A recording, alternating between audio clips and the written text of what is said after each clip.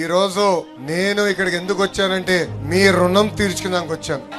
ఎందుకంటే ఆనాడు ఆంధ్ర రాష్ట్ర గౌరవ ముఖ్యమంత్రి శ్రీ నారా చంద్రబాబు నాయుడు గారి పైన దొంగ కేసు పెట్టి 58 రోజులు జైల్లో బంధిస్తే రాయచూరు వరకు పెద్ద ఎత్తున బయటకు వచ్చి మీరు మాకు అంటగా నిలబడ్డారు. మమ్మల్ని మీరు నడిపించారు. మీకు ఒక కార్యక్రమంగా అనిపించవచ్చు, కానీ నా తల్లి భువనేశ్వరమ్మ కానివ్వండి, నాకు కానివ్వండి, బ్రహ్మణి కానివ్వండి, దేవాంశ్ కానివ్వండి, ఆ రోజు ఒక తెలియని పరిస్థితి, భవిష్యత్ ఎలా ఉంటుందో తెలియదు.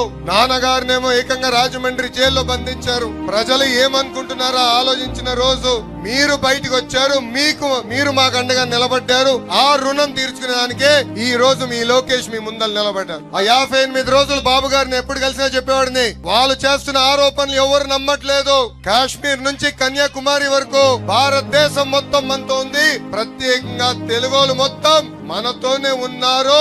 మీరు అధైర్యపడద్దని ఆనాడు చెప్పాం. కేసులు పెట్టినా ఇబ్బంది పెట్టినా అనుకున్న దాని కోసం మనం అహర్నిశలు పోరాడతాం.